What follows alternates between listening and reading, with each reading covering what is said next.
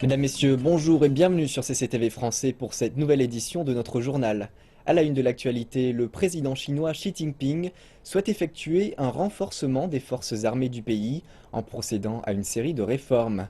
Il a d'ailleurs passé en revue cette semaine le 13e groupe de l'armée à Chongqing, dans le sud-ouest du pays. L'inspection d'une armée avec 80 ans d'histoire. Le 13e groupe de l'armée est renommé pour ses capacités dans les combats en régions montagneuses et dans les jungles tropicales.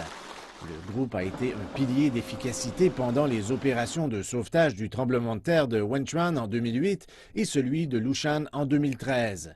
En visitant la base militaire, Xi Jinping a souligné l'importance de la réforme militaire en cours en Chine. Il a demandé aux militaires de s'engager fermement et activement dans cette opération. Le président a invité les officiers à prendre le leadership des réformes.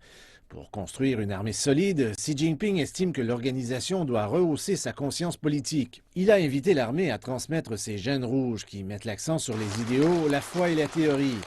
Le président Xi a aussi appelé à un renforcement des forces de l'ordre. Il a aussi déclaré que les officiers principaux devraient s'assurer que les règles de l'armée soient suivies de manière stricte. Il a par ailleurs juré d'établir un système pour réglementer leur pouvoir et leur contrôle. En septembre, la Chine a annoncé que son armée compterait 300 000 hommes en moins. Le gouvernement chinois a depuis révisé le système de commandement de l'Armée populaire de libération et a établi la force Rocket et la force de soutien stratégique de l'APL. Le Parlement sud-coréen a critiqué le 4e essai nucléaire de la RPDC et demandé le démantèlement de son programme nucléaire. L'Assemblée nationale a à l'unanimité adopté une résolution et demandé l'abandon de tous les plans nucléaires, tout en avertissant que les actions imprudentes auraient pour résultat davantage d'isolement et d'ostracisme. La résolution a dénoncé l'essai nucléaire de la RPDC et l'a qualifié de provocation sérieuse, menaçant les vies et la sécurité des Sud-Coréens, ainsi que la paix en Asie du Nord-Est et dans le reste du monde. Nous poursuivons avec le conflit entre deux principales puissances islamiques. L'Iran souhaite soumettre un rapport officiel aux Nations Unies car son ambassade, située à Sanaa au Yémen, aurait été endommagée par des frappes aériennes saoudiennes. Tandis que l'Arabie saoudite tourne un geste involontaire d'un petit groupe en face de son ambassade à Téhéran en conflit politique. Malheureusement, les représentants saoudiens ne se préoccupent pas d'une attaque faite sur notre ambassade à Sanaa ni de nos soldats blessés. Téhéran accuse la coalition menée par l'Arabie saoudite combattant les rebelles houthistes au Yémen d'avoir attaqué son ambassade à Sanaa lors de frappes aériennes la nuit dernière. L'Iran demande une compensation au gouvernement saoudien pour ses pertes. Mais la coalition saoudienne dénie cette accusation et des témoins locaux à Sanaa disent ne voir aucun dégât sur le bâtiment. Le président français a déclaré que les menaces terroristes continuaient à peser sur la France un an après l'attaque terroriste dans les bureaux du journal satirique Charlie Hebdo à Paris. François Hollande a fait cette déclaration lors d'un discours au siège de la police pour l'anniversaire de l'attaque qui a tué 12 personnes. Nous l'écoutons. À chaque fois, ce sont des policiers, des gendarmes qui ont fait face pour neutraliser les assassins, protéger nos compatriotes et secourir, grâce aux sapeurs-pompiers, les victimes. C'est pourquoi cette cérémonie est d'abord placée sous le signe de la gratitude et du souvenir. Le président français a également abordé le respect de la loi et détaillé les plans renforçant les lois contre les crimes organisés et le terrorisme. Dans ses remarques à la police, les réformes visent à mettre en place des mesures incluant des règles plus flexibles concernant l'engagement dans la police armée et un usage renforcé des pouvoirs en matière d'interpellation et de fouilles. François Hollande a également rendu hommage aux victimes de l'attaque de Paris. Deux frères nés en France ont tué 11 personnes dans le bâtiment où se trouvait Charlie Hebdo, ainsi qu'un policier musulman à l'extérieur le 7 janvier 2015. Au cours des 2 jours suivants, un complice a tué une policière et attaqué un supermarché Cacher où 4 personnes ont été tuées. Les 3 hommes armés ont été tués. La France reste en état d'urgence après les attaques de novembre à Paris. Sans plus tarder, je vous propose de passer au monde de l'économie présenté par Elsa Suruyang.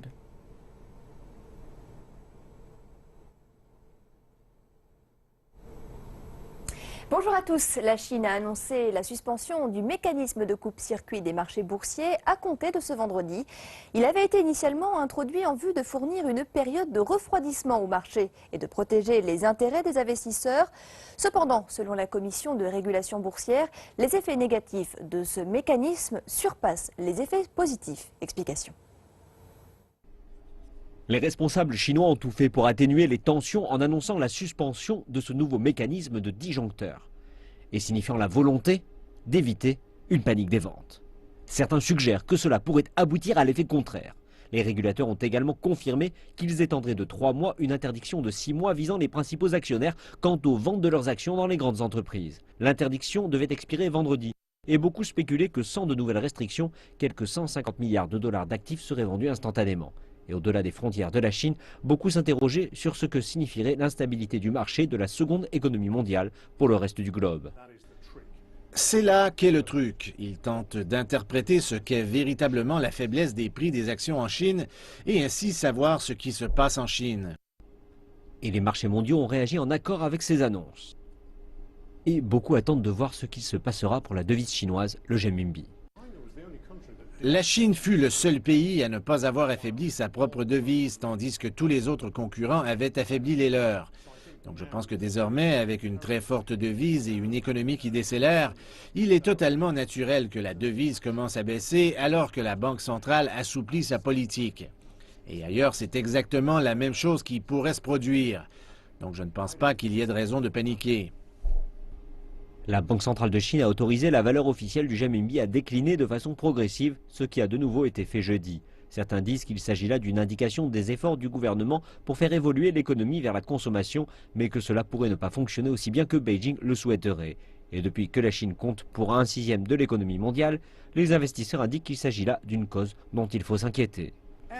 Ce fut également une très mauvaise journée pour les marchés dans cette partie du monde. Le Dow Jones industriel et le S&P 500 ont chacun fermé en chute de 2,3%. Le Nasdaq a perdu encore davantage, moins de 3%, amenant les marchés américains à des plus bas records en 3 mois. Et il s'agit du pire démarrage sur 4 jours depuis le début de l'année d'échange en plus d'un siècle. Et hier jeudi, la bourse de Shanghai a fermé ses portes moins d'une demi-heure après son ouverture. Des records inquiétants ayant mis en émoi tout le pays. Voyons tout de suite la réaction des investisseurs après la cotation du marché financier la plus courte depuis 25 ans. Je ne suis pas habitué à ça. Nous avons pensé qu'il s'agissait d'une nouvelle catastrophe financière. Pour les petits porteurs, les grands changements et autres chutes ne sont pas de bonnes choses. Cela indique que les régulateurs manquent d'expérience dans la gestion de ce type de situation. Je ne pensais pas que ça se produirait si rapidement. Je voulais vendre certaines de mes valeurs ce matin, mais j'ai hésité et je me suis retrouvée coincée. Je pense qu'ils sont nombreux à vouloir obtenir de l'argent grâce au marché des actions. C'est pourquoi je m'attendais à la baisse de ce jour. La veille, le marché n'avait aucun problème. J'imaginais donc que la journée se déroulerait aussi sans problème. Mais les cours ont été suspendus seulement 15 minutes après l'ouverture et leur chute s'est poursuivie après leur reprise. La chute continue du rapport yuan-dollar est un test pour savoir si le marché peut accepter une plus grande volatilité. Écoutons tout de suite les acteurs du marché. Depuis que les échanges ont débuté en 2016, les taux de change onshore et offshore du renminbi ont tous deux fluctué avec de larges marges. Les analystes déclarent qu'il reste de l'espace pour que le yuan se déprécie à l'avenir. Le renminbi a commencé à être apprécié à la fin de l'année 2010. Le taux de change du dollar américain face au renminbi a rebondi ces dernières années et la hausse s'est accélérée depuis août dernier. Et il y a toujours de l'espace pour une croissance du taux de change, le taux pouvant atteindre presque 6,8, mais il lui sera très difficile de dépasser 7. Bien que la différence entre les taux de change des devises en renminbi onshore et offshore s'est élargie au cours des 3 derniers jours de change, les analystes déclarent que le yuan est en effet basé sur le marché. Je perçois en effet d'importants signaux plutôt évidents selon lesquels les autorités veulent faire évoluer la devise vers une valeur plus juste. La Banque centrale a réduit l'intervention sur le taux de change du renminbi. L'inclusion dans le panier des droits de tirage spéciaux va permettre de commercialiser le renminbi à l'avenir. Je pense que la différence entre le taux de devises étrangères du renminbi onshore et offshore montre que la Banque centrale promeut la commercialisation du yuan. Et avec une internationalisation accélérée du yuan, les analystes déclarent que le taux de change en devises étrangères connaîtra davantage de fluctuations. Les investisseurs devraient accorder une plus grande attention au taux de change et organiser leurs actifs de façon appropriée. Voici à présent les performances du jour des principales places financières asiatiques. L'indice composite de référence de la bourse de Shanghai des actions A a clôturé à 3334,93 points, en hausse de 1,96%. Et l'indice des actions B a clôturé à 387,48 points, en hausse de 2,29%. L'indice de la bourse de Shenzhen des actions A a fini à 2069,10 points, soit une hausse de 1,05%. L'indice des actions B a clôturé à 1250,89 points, en hausse de 2,55%. L'indice Nikkei de la bourse de Tokyo a terminé vendredi en nouvelle baisse de 0,39%, plombé par les inquiétudes relatives à l'économie chinoise. Il n'était jamais arrivé qu'il enchaîne 5 jours de baisse d'affilée en début de nouvelle année calendaire depuis sa création en 1949. À l'issue des échanges, le Nikkei 225 a perdu 69,38 points à 17 797,96 points, son cours le plus bas depuis octobre 2015.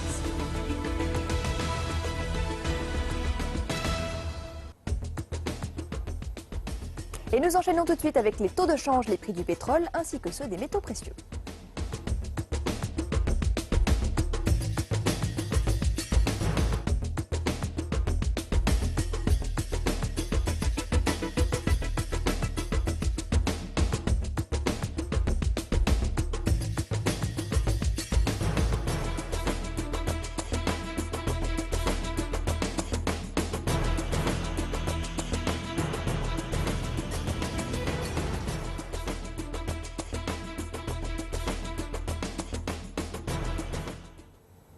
Le plus grand salon mondial de l'électronique, le CES, se poursuit à Las Vegas, dans le Nevada.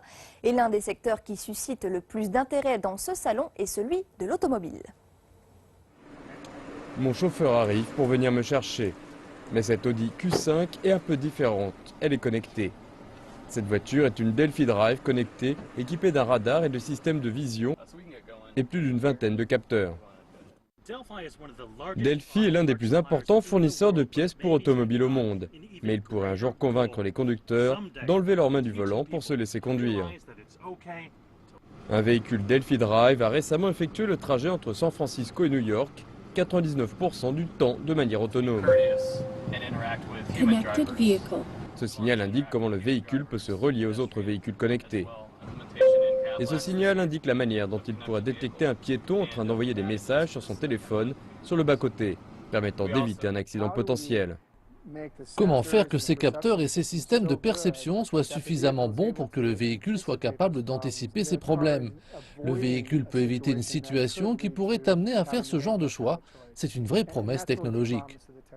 On peut trouver des simulations de conduite autonome partout au CES, le site de Hyundai par exemple. Le constructeur Kia a même ajouté une touche de réalité virtuelle.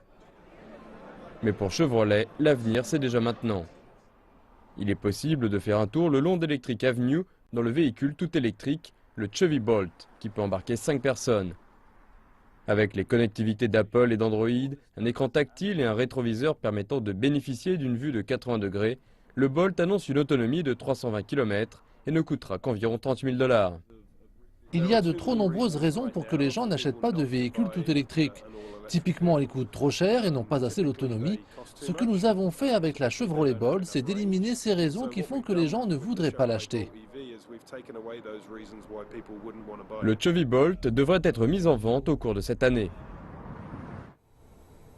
Le monde de l'économie est maintenant terminé. Je vais repasser la parole à mon collègue Jonathan pour la suite du journal. Jonathan, c'est à vous. Merci Elsa, et nous poursuivons ce journal. Une cérémonie pour les plus prestigieuses récompenses dans le domaine de la science et de la technologie en Chine a été organisée à Beijing. Au total, ce sont 295 projets et 7 scientifiques étrangers venant de plusieurs pays, dont la Suède, le Japon et la Russie, qui ont été récompensés pour leurs progrès et contributions scientifiques. Pour la première fois depuis 2005, il n'y a pas eu de gagnant pour la récompense suprême cette année. Le projet de train à grande vitesse reliant Beijing à Tianjin a remporté le prix spécial du progrès technologique. Les National Science and Technology Awards, créés en 2000, comprennent 5 prix: le prix suprême de la science et de la technologie, le prix de la science naturelle, le prix de l'invention technologique, le prix du progrès scientifique et technologique, et enfin le prix de la coopération scientifique et technologique internationale. La température extérieure a beau être glaciale, on dit que la camaraderie qui règne au Festival international de sculpture sur glace de Harbin réchauffe les cœurs. Cette semaine, la ville chinoise qu'on nomme également la ville des glaces accueille des compétiteurs venus de plus de 14 pays. CCTV s'est rendu sur place. Quelques 60 candidats se sont réunis à Harbin. Parmi eux, nous retrouvons Yue Shangxue. Il est originaire de la province chinoise du Jilin, où la sculpture sur glace est un art traditionnel d'hiver. C'est la 6e fois qu'il participe à cette compétition. Sa sculpture représente, nous dit-il, un messager de bonne volonté. C'est une très bonne plateforme internationale pour échanger des idées au sujet de la sculpture sur glace. Le festival rassemble différentes cultures de différentes régions et pays. Cette compétition est très importante en termes d'échanges artistiques. J'essaie d'y participer chaque année, aussi longtemps que possible. Le sculpteur sur glace André Elias et son partenaire Madeuma Sey sont présents pour la seconde fois.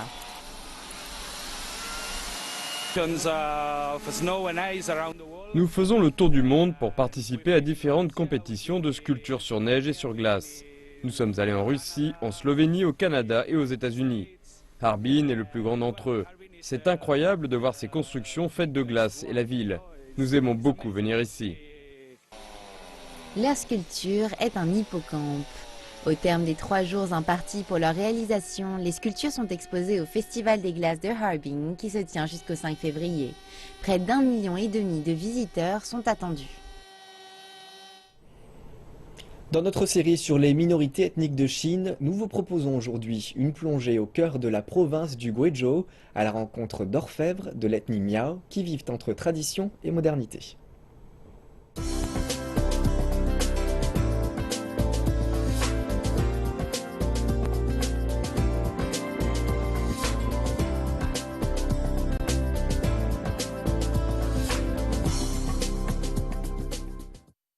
Je suis à Kongbai, un village traditionnel de l'ethnie Miao dans lequel auparavant 90% de la population était orfèvre. Mais aujourd'hui, les jeunes de ce village, à peine plus âgés que ces fillettes, ont tendance à partir travailler en ville et ce savoir-faire ancestral se perd progressivement. Heureusement, aujourd'hui, nous avons la chance d'être accueillis par une famille Miao qui nous montre son travail. Cette famille est orfèvre depuis 13 générations déjà. Ici, nous avons le grand-père qui est en train de faire fondre de l'argent avec son petit-fils. Et juste à côté, nous avons des représentants de la génération actuelle, un couple Miao. Et nous allons leur demander ce qu'ils sont en train de faire.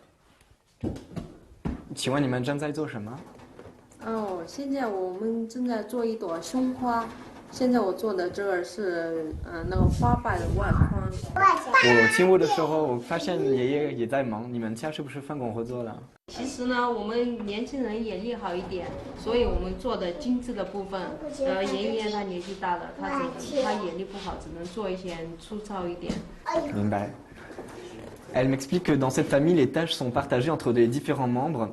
Alors les plus jeunes qui ont une meilleure vue s'occupent du travail minutieux et le grand-père que nous avons vu tout à l'heure, qui est un peu plus âgé et a une moins bonne vue, s'occupe de faire fondre l'argent. Regardons. Voici l'étape qui consiste à faire fondre l'argent. Alors l'argent devient liquide à une température de plus de 1000 degrés.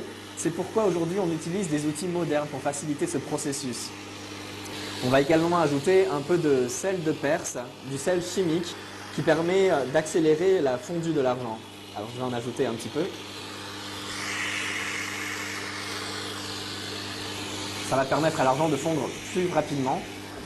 Voilà, maintenant on va préparer un lingot d'argent. Donc l'argent qui a été versé était liquide et il va se solidifier très rapidement.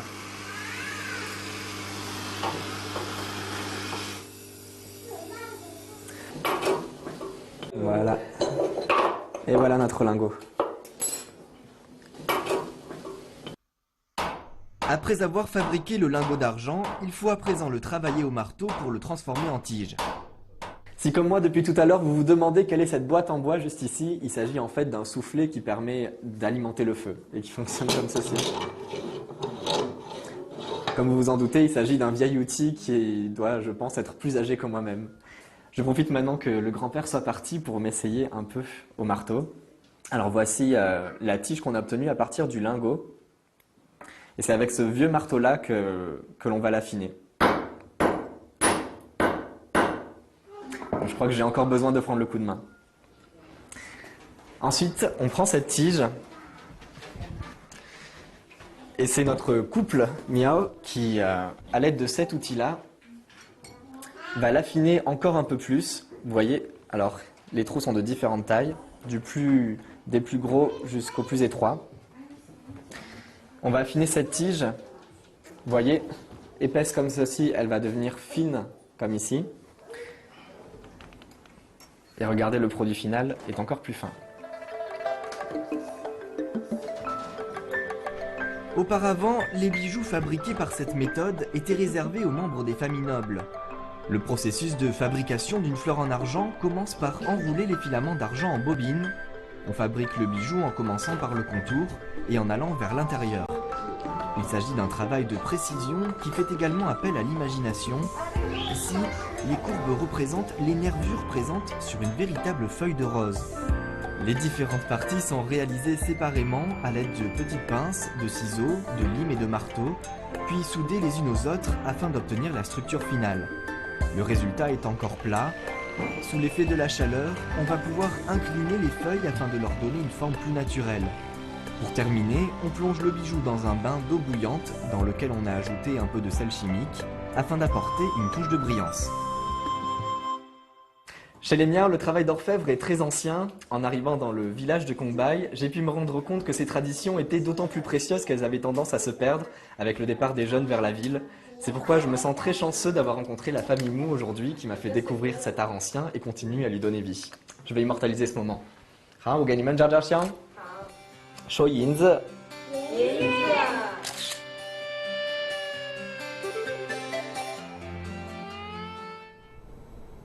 Et c'est la fin de notre journal. Merci de l'avoir regardé. Bonne suite de programme à toutes et à tous sur notre chaîne.